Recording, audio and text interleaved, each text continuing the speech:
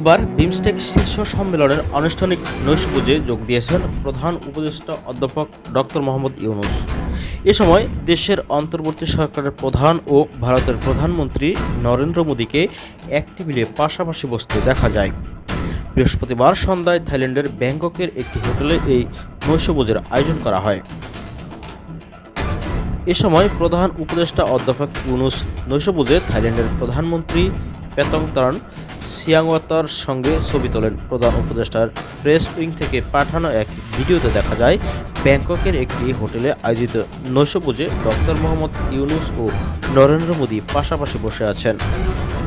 দক্ষিণ এশিয়ার শীর্ষ নেতাদের অংশগ্রহণে থাইল্যান্ড বিমস্টেকের ষষ্ঠ শীর্ষ সম্মেলনে যোগ দিতে বৃহস্পতিবার স্থানীয় সময় দুপুর 12টার দিকে থাইল্যান্ডের ব্যাংককে পৌঁছান বাংলাদেশের অন্তর্বর্তী সরকারের প্রধান উপদেষ্টা ডক্টর মোহাম্মদ ইউনূস।